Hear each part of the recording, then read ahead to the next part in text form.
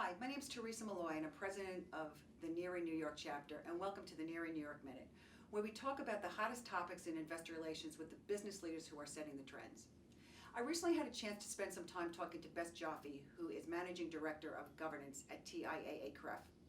Bess and I talked about proxy access. This is a topic that is increasingly important to the investor relations community. Stay tuned to hear what Bess had to say about proxy access. To start, back in February, TIAA-CREF asked your top 100 portfolio companies to seriously consider adopting proxy access. And we're very interested in hearing what the feedback has been from the portfolio companies, Bess. Thanks, Theresa. Happy to be here today.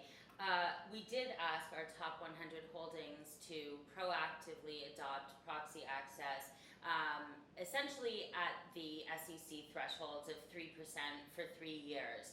And the response has been varied. It's been 7 months now, and some of the companies have proactively adopted ahead of getting a shareholder proposal, so there's been some key sort of wins in that respect. Other companies went through the proxy season, received a proposal, and it passed.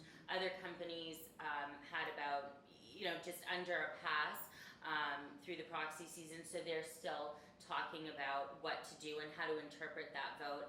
But by and large, most companies, most of the 100, have been thoughtful and engaged on the issue. They might not quite be there yet. They might still be at the point of educating their boards and doing that analysis of how it will work at their company within their bylaw structure, but it's generally been positive.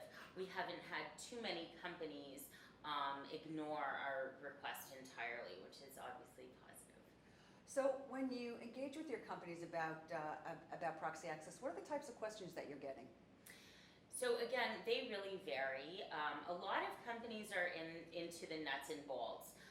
Some companies want to understand what we think about an aggregation of shareholders and where that limit should be. Other companies want to understand how it will work in their particular context, with maybe they have a unique shareholder base or a majority shareholder or a very large shareholder, and so they want to understand in that context how will it work. A lot of companies want to understand why we ask them to do it, and also how we think it will be used. And to those questions, we typically say, we're industry and company neutral on this. TIAA-CREF has been a proponent of proxy access for a number of years now, and we think it should be a market-wide standard, and that's why we went out to our top 100 holdings. So we didn't target particular companies because of any issues with those particular companies.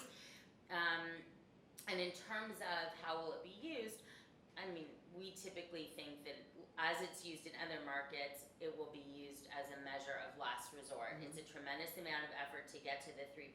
It will be very costly process for shareholders to use.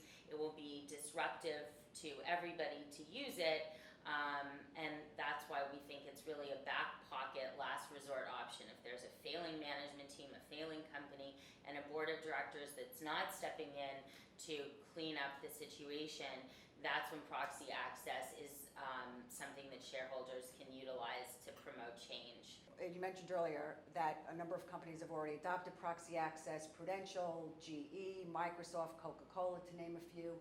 So as you talk to your portfolio companies, and if they're considering proxy access, what are some of your guidelines or tips that you'd offer to the IROs out there who are engaging with their board and talking to them specifically about proxy access? So I would say at this point, just do it. Ahead of next proxy season, ahead of your proposal filing deadline. At this point, I think the writing is on the wall. The vast majority of shareholders of a variety of investment types have gotten on board with the 3% 3-year structure of proxy access. And I do think that the market has largely spoken in support of that. There are always those that feel differently, But I do think that it's a trend now, we're on the train, and there's really no point in waiting to get a proposal or put the proposal on the proxy statement next year, because I think it's really moving in one direction. Unless you have very unique circumstances at your particular company, but having good governance practices and majority voting and a declassified board, those aren't unique anymore. Right. So No, some those are companies standard operating procedure. exactly, Yes. and so some companies are saying, well, we have all of these governance measures and we've done this in the last 15 years. Most companies have done those things. Those are not things that make it more difficult for you to implement proxy access. So at this point, we're sort of saying to companies, if you're seriously considering it, if your board is almost there, how can we help you to get all the way there? And really, it's just more efficient at this point for you to proactively adopt it. Right. And Bess, I know that you have a very proactive shareholder engagement practice within TIAA-CREF, and I would encourage the IROs who are contemplating proxy access, if TIAA-CREF is one of their shareholders, to reach out to you to talk to you specifically about proxy access. Absolutely, and we're more than happy to do that. Terrific. Alrighty. Well, that's it from the NIRI New York Minute. My name is Theresa Molloy. Thanks so much for joining us today. And thank you very much, Bess, for taking time out of your busy schedule to join us. And it's great to see you in New York. Thank you very much.